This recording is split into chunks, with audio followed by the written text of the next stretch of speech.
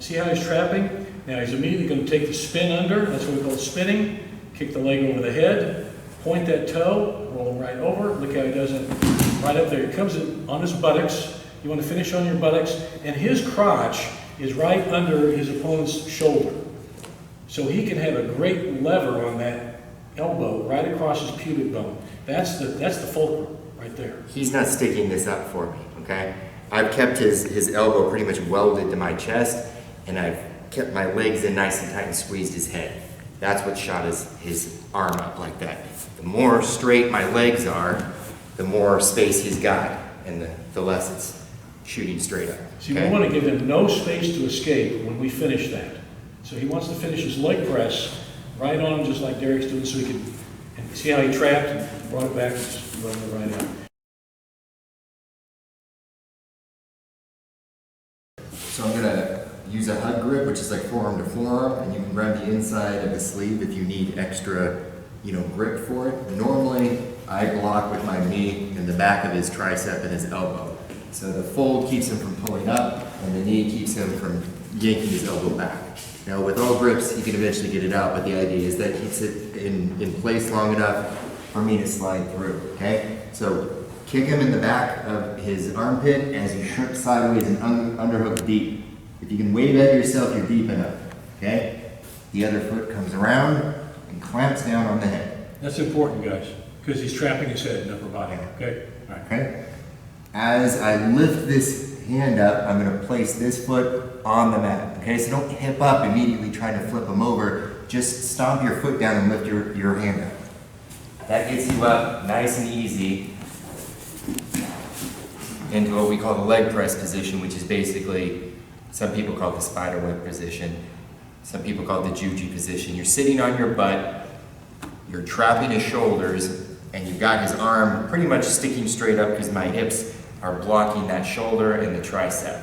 Okay? I already had the hug grip, so my other arm comes either up high or I prefer right around there. I hug and I slide back, and you'll notice that my hands can slide all the way up to where his wrist is, and he's going to tap before I even hit the deck. Okay? And that's because my heels are in, my knees are together, okay? And I'm sliding back through for it. Okay, come back up again.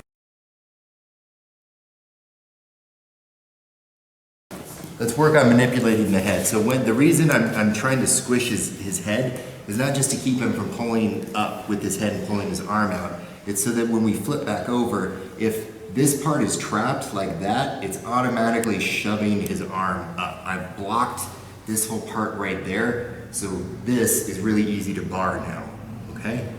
So that's part of the whole idea. Okay, so as soon as I come through and I catch that, his head is stuck. But you can also see that how bent his shoulder is. That whole tricep and shoulder is now stuck against my pelvis, my belt line, okay? Whether he wants it to or not. And then as I come over, what I'm gonna do is I'm gonna try and get this foot on the mat, and then this foot is gonna cross the ankle, okay? Boom. Okay? If your legs are a little too short or he's too big, a lot of times when I roll with heavy weights, I try and do this and my feet are still way up here because their chests are bigger. Their chests are bigger. So if you can't, you just bring the foot that's on his head down to the mat and then bring it in. No matter what, nobody's head is too big that you can't do that. See what he's doing, everybody? This is a key thing that it will help you. These are just small points that make the big thing happen. Is he's trapping the head, and look at how he's really isolating this shoulder, but also his hips are right here close, where there's the upper arm. I'm ready to bar. I'm ready to bar it. Can everybody see how close he is here? And you come around and look at how those hips are right under him. So his shoulder is like right there. There's no wiggle room for the bottom guy. That's what we're saying here. You don't want, his defense is to turn in and escape. This prevents him from doing that from the get-go. We don't want him to get out. I want to arm lock him. So that's why he's doing it this way. So again, if your legs are long enough, you're going to do basically the same thing. You're going to cross them and pull them in tight and then trap your knees together. If you can't get that because your feet are up here, unwind, bring his head in, and then cut this one across on the other shoulder. Okay? Hug your upper arms. That way when you slide back, it's going to the end of his arm. What I'm seeing a lot is guys are going like down here, or they're keeping their arms like this. And what you don't want is any sort of space in between the arm and your body, because then when I sit back, it's all arm versus arm. Yeah, I've got two hands, but who knows, he might be on some horse tranquilizers or something and he can curl my whole body weight, okay? I don't ever want to make this a tug of war battle. I want my entire back and legs against one of his arms. See how Derek's using his whole body to lever and arch his arm out and crank it? That's what he wants, and that's just good biomechanics, and that's what you want to use against him. And this is why this really works. That's why Juji Gatame is so darn effective. All these little points we're trying to show you guys, these are the science of it, and how well you apply it is the art of it.